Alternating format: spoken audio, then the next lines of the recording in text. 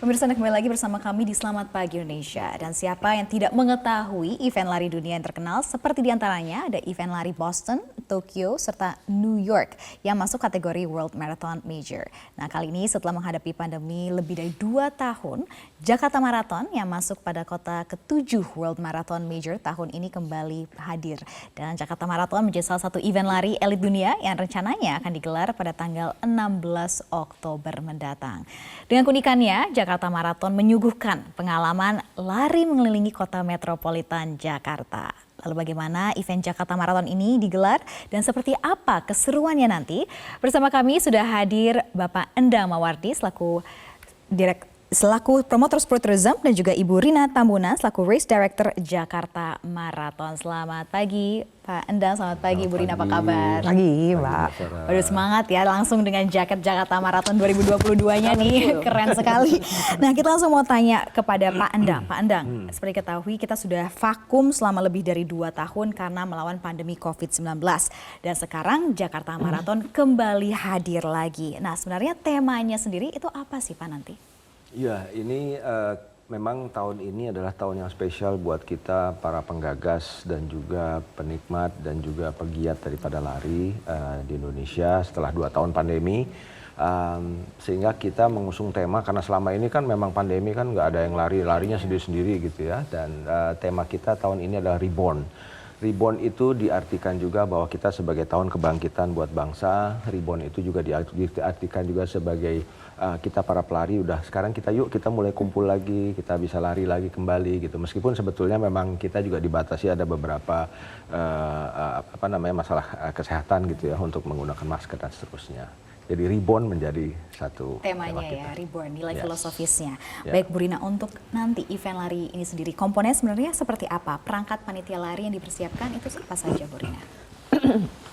Kalau untuk Jakarta Marathon tahun ini mostly sih hampir sama dengan sebelum-sebelumnya, tapi mungkin tahun ini kita lebih strict lagi tentang protokol COVID yang kan karena belum ada statement bahwa kita udah endemi kan.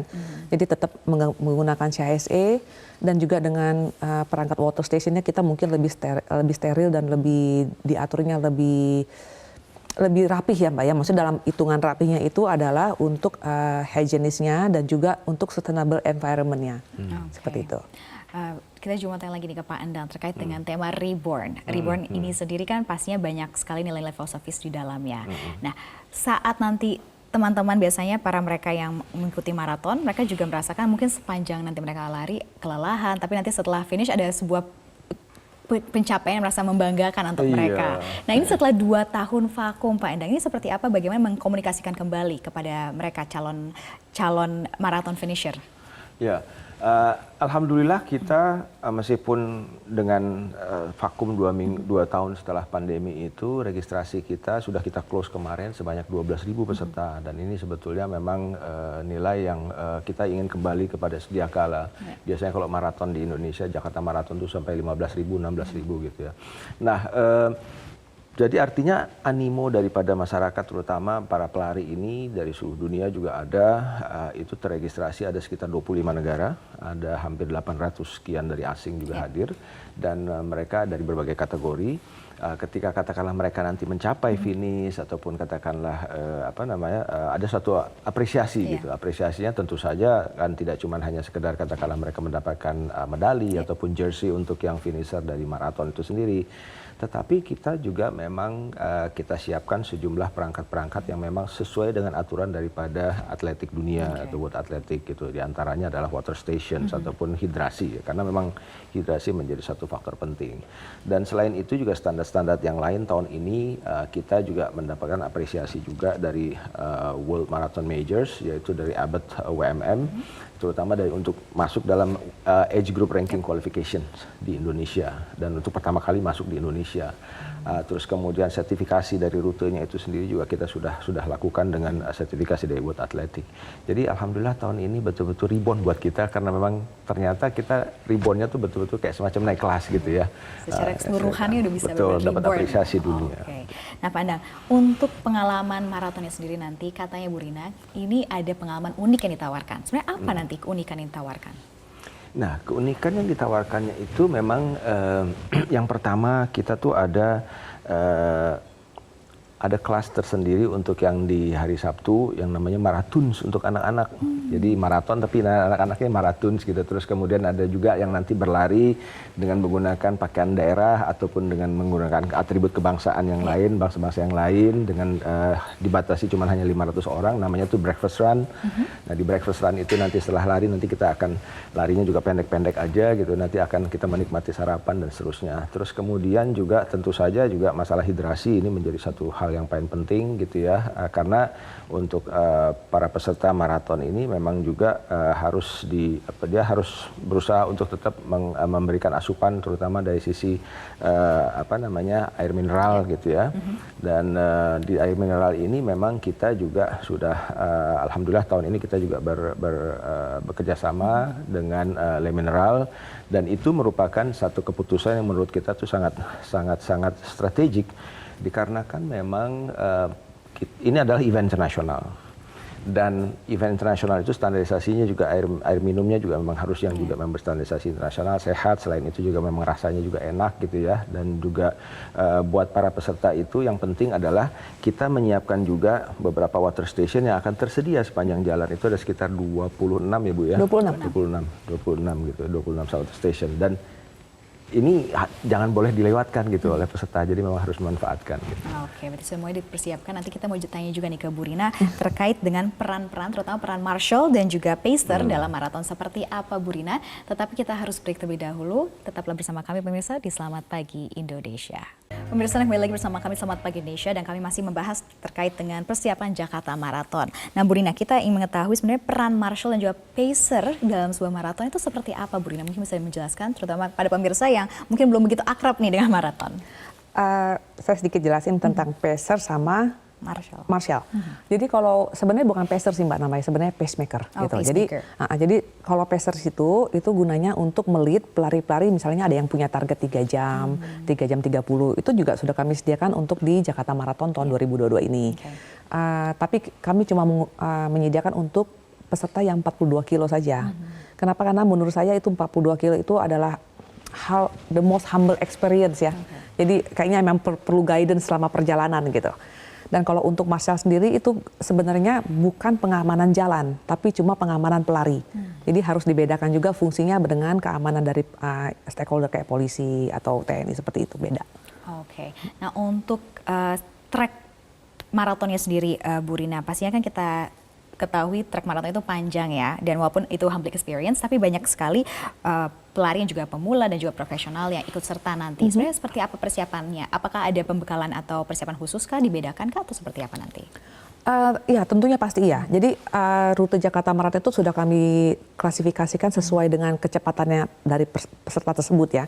Tapi memang kami menentukan sedikit yang namanya cut off time untuk Jakarta Marathon. Kenapa? Karena memang kita harus nggak bisa memblok semua jalanan selama perhelatan. Jadi memang kami bagi-bagi sesuai dengan pace-nya dan kami tentukan jamnya.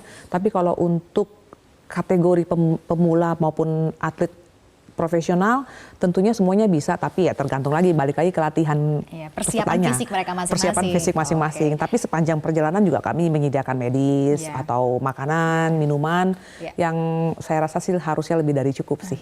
Dan paling penting adalah adanya hydration station ya, yaitu dari itu penting sekali. Sangat penting. Penting sekali. Dan ini juga di Jakarta Marathon salah satu yang menjadi terpenting adalah pemilihan Le Mineral sebagai partner untuk mengadakan Jakarta Marathon sendiri. Bisa dijelaskan mungkin dari Pak Endang kenapa ini memilih Le Mineral untuk menjadi official mineral water di Jakarta Marathon? Ya, sekali lagi ini memang ajang perhelatan internasional dan standarisasinya juga tinggi. Terus oleh karena itu kita juga memang dalam mencoba untuk mendapatkan satu partner, terutama dari sisi hidrasi, itu adalah memang yang brand-brand juga yang memang sudah memiliki standar tinggi. Dan Le Mineral adalah suatu keputusan yang tepat menurut kami, karena memang di samping memang standarisasinya juga sudah mumpuni, terus kemudian juga memang rasanya juga unik gitu ya, enak, terus kemudian juga memang itu yang terpenting buat para pelari. Jadi memang sehat gitu. Dan juga ini yang menjadi satu faktor di mana kita juga nanti sampai memikirkan kepada faktor kepada sustainable environment-nya gitu ya. Alright. Nah, sekarang ini kalau kita selain ada persiapan-persiapan baik dari hidrasi, dari trek yang dipersiapkan, ada juga salah satu mungkin harus persiapkan adalah antisipasi cuaca, Bu Rina. Bagaimana Jakarta saat ini mungkin banyak yang suka ini ya mengeluhkan, wah tidak bisa diprediksi nih nanti hujan, nanti panas, bahkan nanti cenderung lembab. Ini seperti apa nanti dari panitia Jakarta Marathon mengantisipasinya? Kalau kami dari panitia tetap mengacu kepada peraturan dari World Athletic. Kalau misalnya hujan, misalnya hujan tapi tidak ada thunder atau angin puting beliung atau apalah Mbak yang menyeramkan itu harusnya tetap jalan. Tapi kalau panas di atas 38 harusnya memang dalam suatu keadaan tertentu kita mesti stop sih. Seperti itu. Tapi harusnya sih Jakarta dengan humidity seperti ini kayaknya jarang sekali ya di atas 38. Ditambah lagi ya sudah ada fasilitas-fasilitas yang dipersiapkan ya untuk mengantisipasi seperti medis. Dan kita juga sediakan es batu yang memang digunakan untuk pendinginan walaupun tidak secara langsung ya, yang bisa dikonsumsi maupun yang tidak bisa dikonsumsi seperti itu. Oke. Nah, Pak Endang untuk tahun ini sendiri selain tadi kan sudah dijelaskan ada breakfast run, ada juga ada marathons. Nah, sebenarnya nanti untuk persiapan maraton sendiri ini ada berapa kategori untuk total kita ada 4+1 ya termasuk maraton ya. Jadi 4-nya itu adalah dari 5K yang jarak 5 kilo, 10 kilo, terus kemudian 21 kilo atau half marathon, dan juga yang full maratonnya atau maratonnya itu 42 kilo. Dan ini semuanya itu menjadi favorit gitu. Jadi untuk peserta maraton sendiri juga lumayan sampai 1.700 peserta sekarang yang sudah terdaftar. Jadi memang banyak sekali. Banyak sekali. Nah, ini kan untuk pendaftaran sudah ditutup, sudah ada jumlah kategori yang sudah ikut serta. Nah, Bu Rina mau tanya nih, untuk pelari internasionalnya, ini dari negara mana saja dan siapa saja yang akan ikut serta? So far dari yang sudah mendaftar kita itu sudah ada untuk semua kategori 25 negara. Tapi untuk elitnya sendiri kita baru mampu mengundang itu sekitar 4 negara yang benar-benar dengan top record atlet. Berarti 25 negara in total. Tapi untuk elit profesional elit atlet yang akan bertanding dari luar negeri ada 4 negara. Berarti nanti kita pastinya akan nantikan keseruannya seperti apa ya, Bu Rina Pak Endang. Kita akan membahasnya lebih lanjut lagi, tetapi kami harus kembali jeda pemirsa di Selamat Pagi Indonesia. Tetaplah bersama kami. Pemirsa, langsung saja saya ingin tanyakan ke Pak Endang terkait dengan maraton. Pastinya jika kita keep ourselves hydrated atau minum-minuman dengan adanya botol kemasan, itu pasti menjadi keprihatinan sendiri. Itu bagaimana Pak Endang dan Bu Rina? Pak Endang mungkin bisa menjelaskan. Kita di dunia ini sudah selalu diingatkan juga mengenai green event. Nah, termasuk di maraton. Jakarta Marathon selalu dari dulu juga kita mencoba untuk mengadakan green event. Dan salah satunya kita bekerjasama dengan sponsors dari Le Mineral itu adalah nanti mengkolek botol-botol minuman tersebut dari mulai start sampai dengan finish. Terus kemudian itu dikumpulkan dengan sistem yang plastic pay, kerjasama dengan plastic pay, dan botolnya itu nanti bisa di-convert dalam bentuk points gitu, entah GoPay ataupun seperti itu. Jadi sudah bisa diantisipasi ya. Jadi jangan khawatir, sustainability dari event ini sudah dipikirkan. CHSE-nya sudah masuk. Nah, Pak Endang, kita juga ingin tanyakan bagaimana dengan adanya maraton, pastinya bukan hanya sekedar lari atau olahraga saja, tetapi sudah juga menjadi sport tourism. Nah, bagaimana memaknai adanya event ini dan juga terutama Indonesia sekarang sedang menjabat presidensi G20? Sport tourism itu menjadi growth yang tertinggi dari seluruh datanya dari pariwisata dunia, dari UNWTO. Growth-nya sampai 400% sport tourism di dunia. Nah, artinya bahwa Indonesia pun juga sekarang kan memang mengedepankan tourism. Nah, dalam hal ini kita meng-create yang namanya Jakarta Marathon, itu dengan sport tourism ini tuh punya multiplier effect. Nggak cuma hanya katakanlah orang datang, terus kemudian juga ada yang namanya hotelnya, terus kemudian makannya, terus kulinernya, dan seterusnya, oleh-oleh dan sebagainya. So those are sport tourism yang luar biasa. Dengan 25 negara ini juga potensinya juga sangat luar biasa. Karena 70% daripada peserta Jakarta Marathon itu justru datang dari wilayah non-Jabotabek. Di luar Jabotabek. Dengan growth seperti itu pasti juga banyak sekali masyarakat yang mungkin ini menjadi maraton pertama mereka, Bu Rina, karena terlebih setelah pandemi, setelah vakum 2 tahun. Sebenarnya apa yang harus dipersiapkan oleh para racer ini sendiri? Persiapan untuk maraton? Iya, untuk maraton ya. Mungkin dari fisiknya atau apa mungkin bisa diingatkan kepada mereka yang sedang menonton? Tentunya sih komitmen ya Mbak ya. Maksud saya kalau maraton itu kan bukan cuma berlari 42 kilo, tapi ada satu komitmen bahwa untuk peserta itu harus mengikuti latihan paling sedikit itu 6 bulan.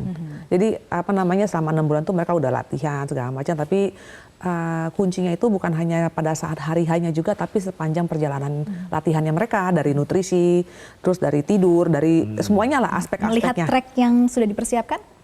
Boleh aja, boleh tapi aja.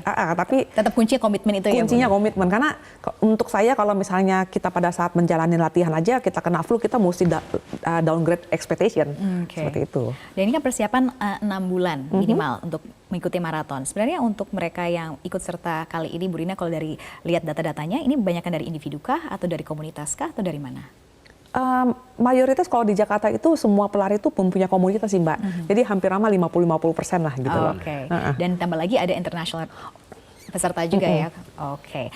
Nah, sekarang kita mau tanya ke Pak Endang. Kan sekarang sudah akan diadakan pada tanggal 16 Oktober mendatang. Setelah vakum 2 tahun. Harapannya untuk momen kali ini apa, dan untuk kedepannya seperti apa untuk Jakarta Marathon? Ya, dengan adanya kegiatan Jakarta Marathon ini ataupun event-event maraton yang lainnya sudah mulai bergulir di tahun ini, harapannya ke depannya adalah ini bisa bergulir secara lebih baik lagi di tahun depan, dan semuanya kembali kepada schedule awal, kembali pada track yang awal, terus kemudian kita mengharapkan juga bahwa kita sudah men-set suatu standar yang lebih tinggi lagi, dan mudah-mudahan kita juga semua nanti ada betul-betul setelah standarisasi ini yang memang harus dipenuhi dari seluruh penyelenggara. Artinya bahwa ini pun juga akan menjadi satu kekuatan buat Indonesia, bahwa kita memiliki maraton-maraton yang baik di dunia gitu. Oke. Bagaimana kalau dari Bu Rina, harapannya untuk Jakarta Marathon tahun ini dan kedepannya?